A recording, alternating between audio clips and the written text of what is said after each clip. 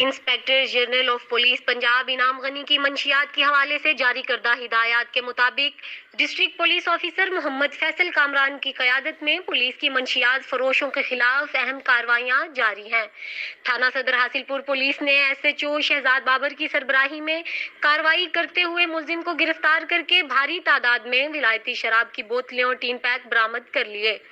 D S P Jamshed Akhtar اور S H او صدر شہزاد بابر نے پریس کانفرنس کرتے ہوئے بتایا کہ دوران ناکہ بندی مشکوک کار کو روکا، جس کی تلاشی لینے پر ولایتی شراب کی مختلف اقسام کی 350 بوتلیں اور ٹین پیک برآمد ہوئیں اور ملزم کاشف مسیح کو کار کے ہمراہ تحویل میں لے کر مقدمہ درج کر لیا۔ ان کا مزید کہنا تھا کہ ملزم سے مزید تفتیش جاری ہے، جس پر اس نیٹ ورک کو ٹریس کیا جائے گا جو کہ پنجاب کے دیگر شہروں میں بھی شراب سپلائی کرتے ہیں۔ ڈی پی او بہاولپور محمد فیصل کامران نے شراب پکڑنے والی صدر پولیس کی ٹیم کو سراہا اور شاباش دی۔